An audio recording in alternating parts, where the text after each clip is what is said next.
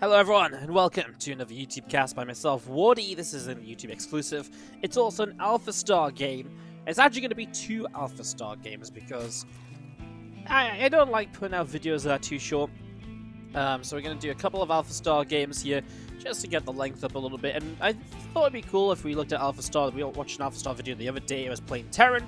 Today we're going to look at it playing Zerg against Terran, so the opposite way around of the matchup we saw just the other day, and it'll be interesting to see. If I don't know what the two games look like at all, but they are on the same map. I wonder if it's going to play in the same way or if it's going to be completely different. So very interested to see how that goes.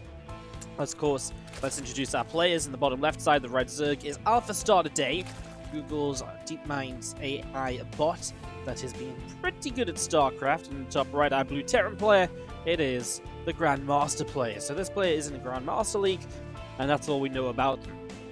So I mentioned a lot of kind of the intro in my last video of kind of what AlphaStar is, its limitations, etc. I've got a couple questions asked in the comments from last time that I want to readdress here and just kind of mention. And I'm not going to do a whole like, oh, this is how it works thing, or at least I'm going to try and cut down on it just a little bit, just while the early builders are on, I suppose.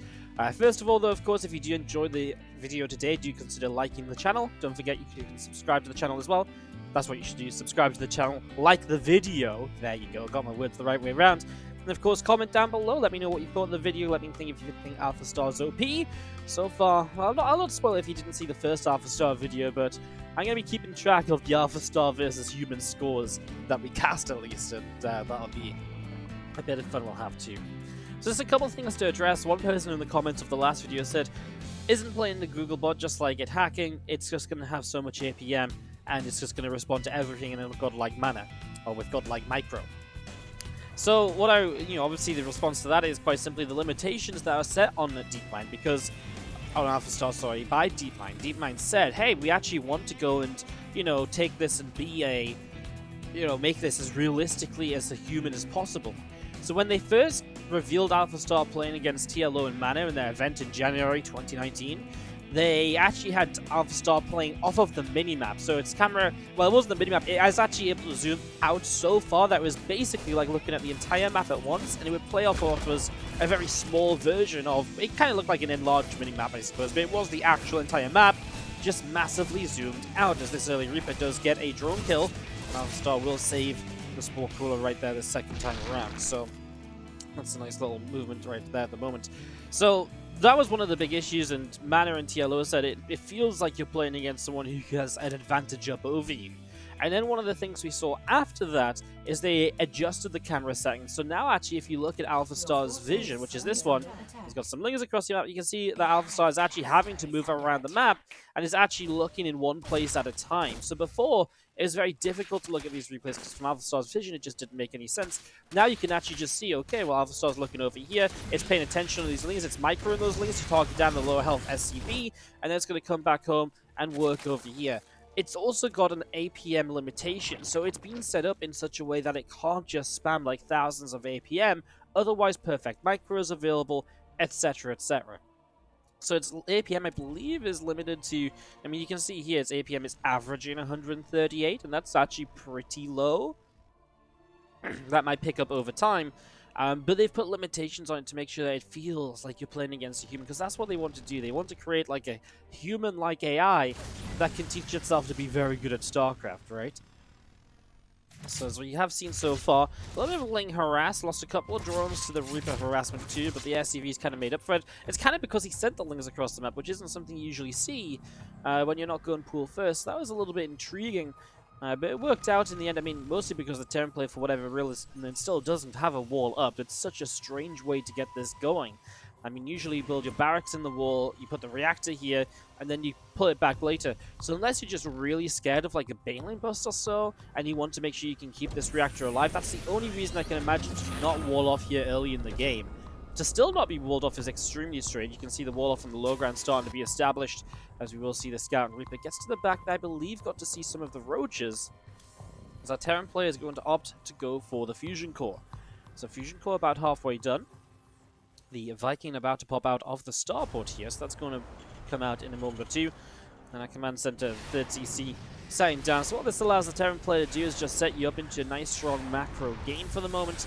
as this Viking will start to move towards this Overlord and pick that off. I mean, it's just set up so that it's not being super crazy early.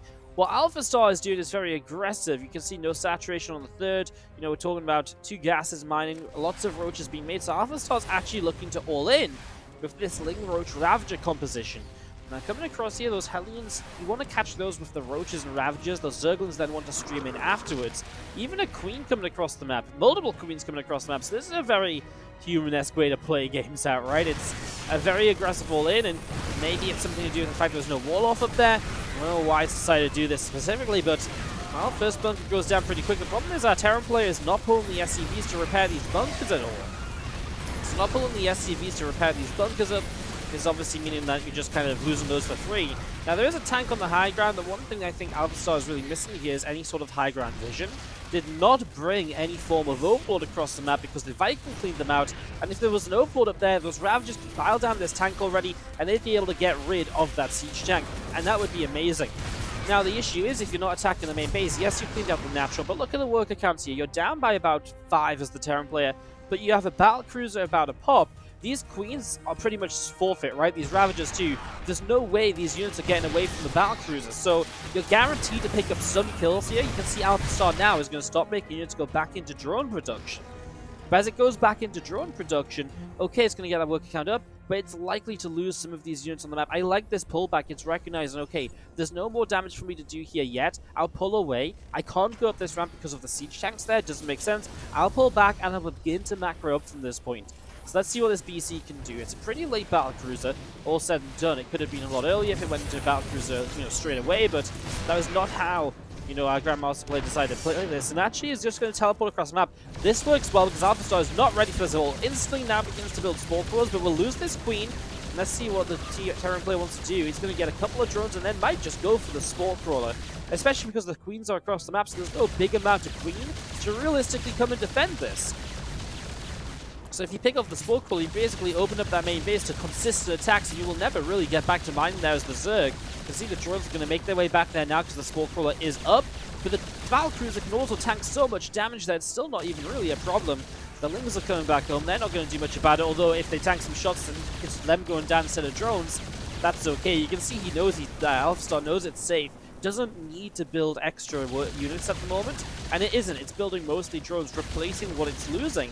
But this is the sort of play that's going to keep the Terran player in the game. And it's going to have, you know, the Terran player is going to have the 3rd CC to bring out and to kind of, you know, make something happen with as well.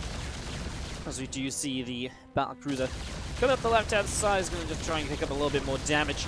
A couple extra drones are going to be dropping down here. So just getting a few more kills across all of this. So a bunch of drones getting picked off, a couple Ravagers, Lings coming over to this left-hand side. The battlecruiser taking a few more shots here, and again, just a lot of drone damage being done. So many drones have been picked off. He's been here for so long, he can actually teleport that BC home and teleport the new BC across the map. Let's see what he targets down. Might just be more drones, honestly. Queen isn't a bad choice, right? Because Queens are always nice to get rid of. Just let this one live. It's a lot of wasted damage onto the hatchery, but eventually we'll get back here. Let's see some Lings pushing forwards now. There's a good amount of units at this stage, right? We are seeing mech rather than bio, so a few Marines, but nothing crazy with stim.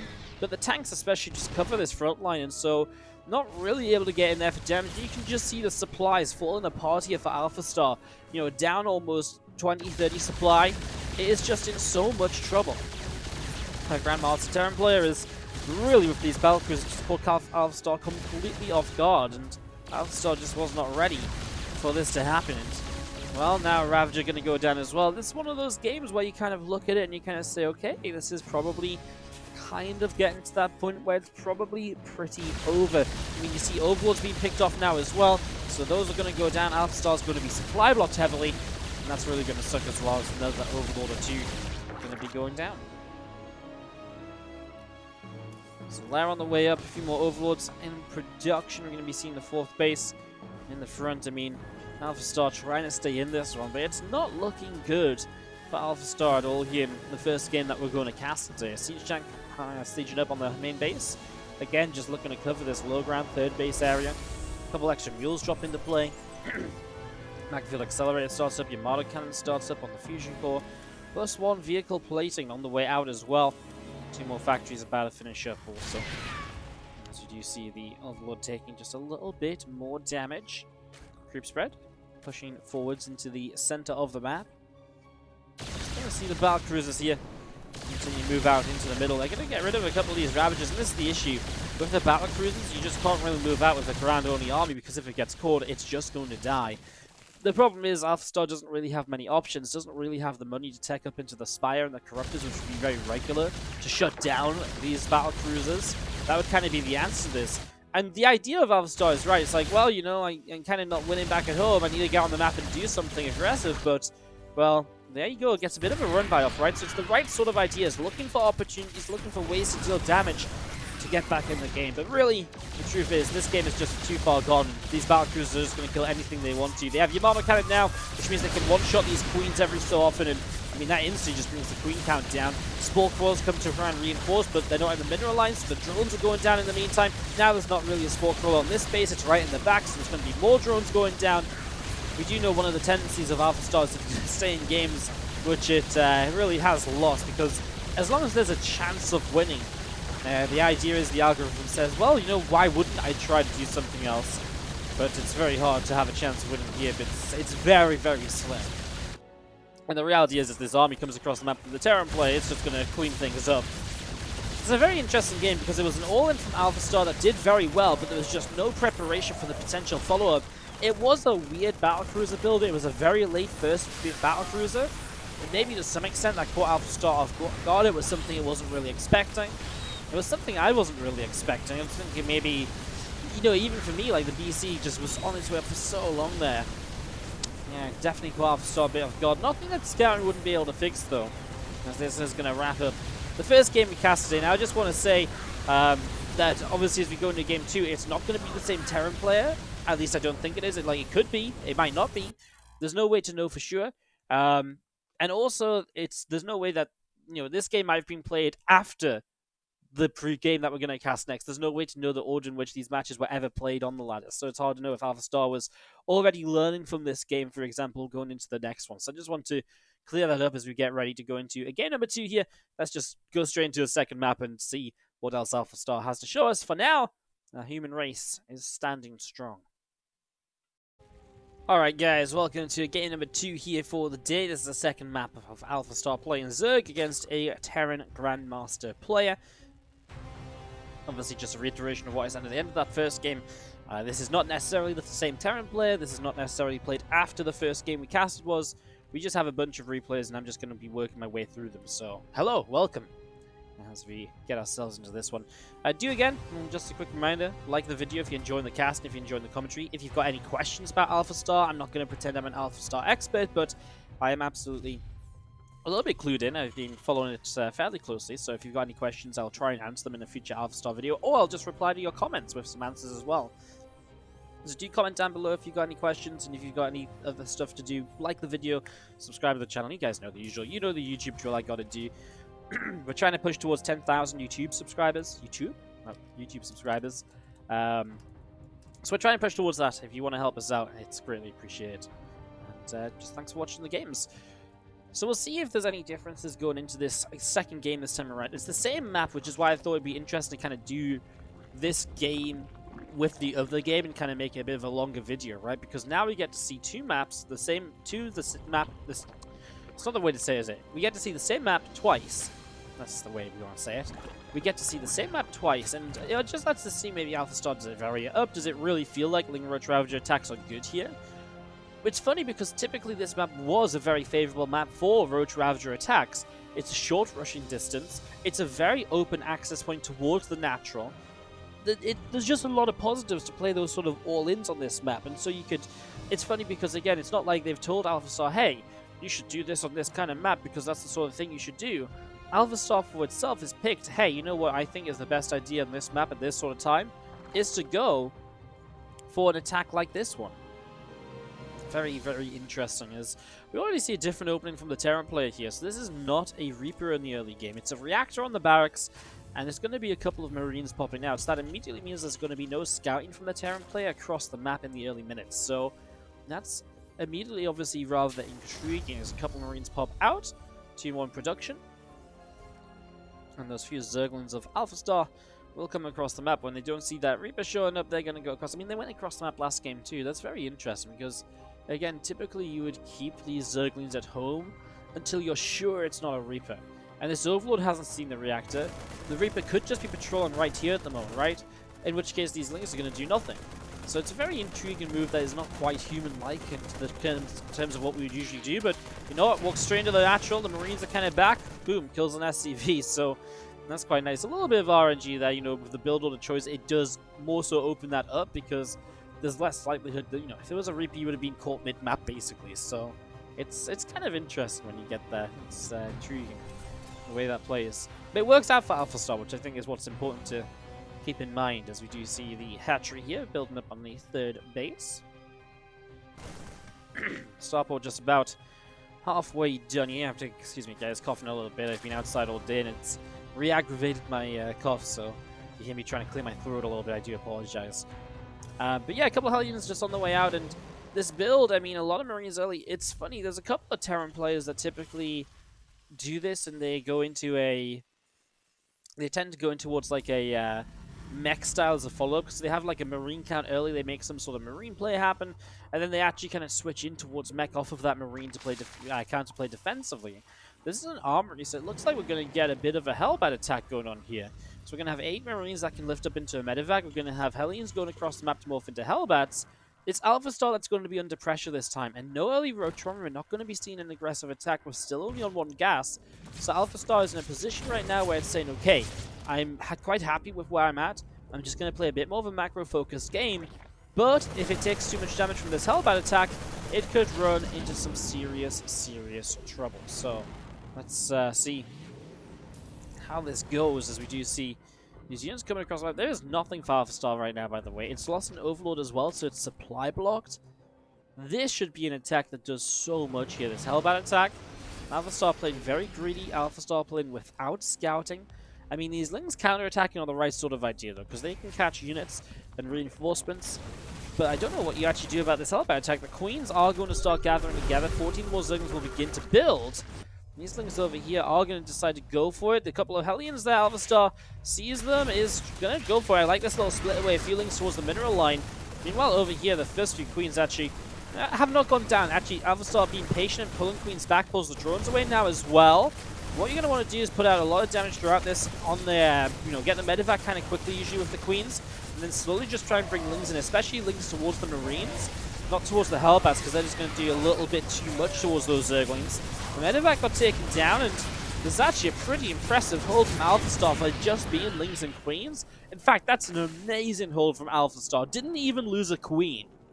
That's crazy, because this is the sort of attack which, when you're caught this off guard, is meant to kill drones, and it's meant to force you to trade really badly. Resources lost is favoring AlphaStar. That's actually a ridiculously good hold right there. AlphaStar, great defense in the early stages of this second game of Casting a Day. Well, the Liberator is going to be the next test coming into the main base. Sees it nice and early, pulls the drones away, and that means that it's just going to wait to reposition the Spore Core. It would seem can send the drones back now. That Liberator will stay alive with a lot of HP.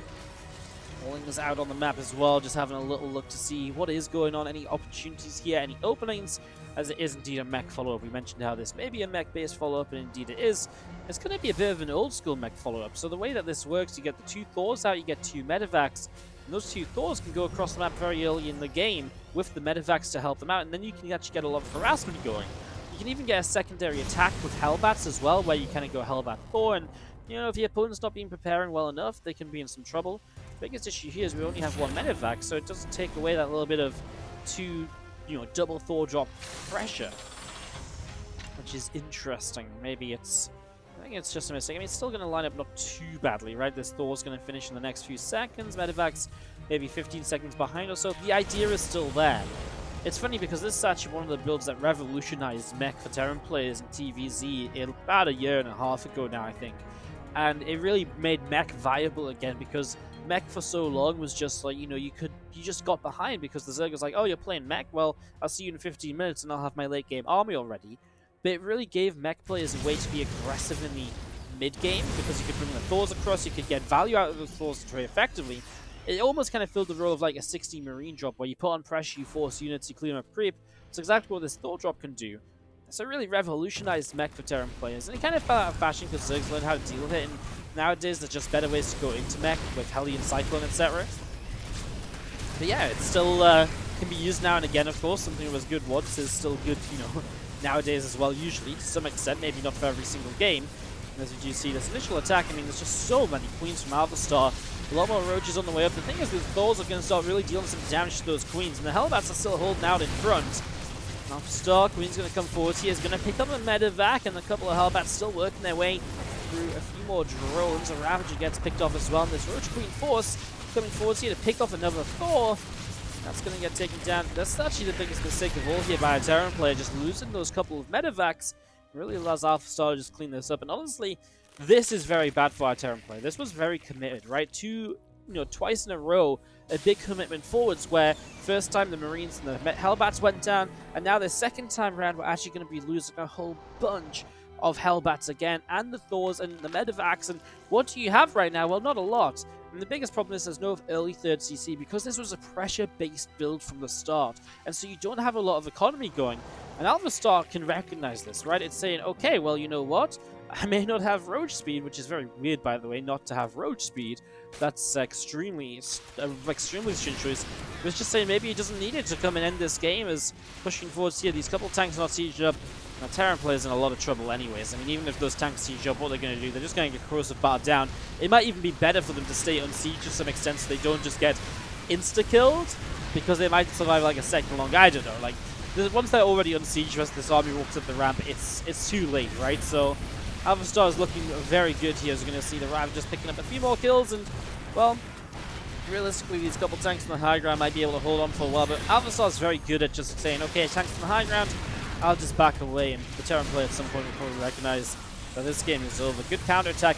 It's just good identification from AlphaStar saying, okay, I've realized you've lost a lot this game. I've realized I've traded quite well. And so I realize now there's a timing to hit, which, while I don't have great units, it's just going to overpower you. And the thing is, at this stage, AlphaStar's got 76 workers as well. It's a very strong economy behind the rest of those. And if you have a very strong economy behind everything else that's going on, basically put yourself in a position where you can kind of throw away some of these units to some extent, and it's still going to be alright. You can see here these Ravagers are going to go and kind of push up to the high ground, so AlphaStar just says, yeah, I actually just have enough anyways, right? Some corrosive bars going down. It's a very bad fight. You can see how badly it's going, right? A lot of these Zerg units going down, but even still, it's still somewhat okay. These tanks are actually kind of exposed over here as well. This overseer of the high ground vision is what's allowing them to hit up this high ground. And yeah, I mean, Liberator in the front was doing a good job defending too, but we're down to 30 supply for our Terran player. Now that Terran player is pulling a bit of a AlphaStar, what we like to call a fantasy GG, targeting someone who doesn't leave the game until much later than they should. They stay in the game much longer than beyond any reasonable potential to win. Fantasy used to do that a lot, and so fantasy GG timing is a bit of a connotation. We do see this is pretty much it then, so AlphaStar is going to win this one back. This is the first time we've casted AlphaStar winning, and I just have to say it was good defense, good play in the mid game. Very weird not to get Roach Speed at all. I mean, gets it now, but that's so late to add Roach Speed on. It's so strange. GG's, and AlphaStar is going to win that one. Well, guys, that's going to wrap up a couple of ZVT casts from AlphaStar. I think we're going to, again, at the very least, work our way through each of the matchups on either side. So probably do an AlphaStar ZVP and then AlphaStar PVZ, where AlphaStar plays Zerg, then plays Protoss, and so on and so forth. We might do some more after that if these videos do have success. So again, do let me know in the comments down below if you enjoyed it. Do leave a like, because if you like this sort of like AlphaStar coverage, that's the sort of thing I'm looking at, and the views, etc., to be able to make a decision on how much of these AlphaStar replays or how many of these AlphaStar replays we end up casting. So guys, thank you so much for watching today. Have a great rest of your day, and I'll be back with more YouTube content for you.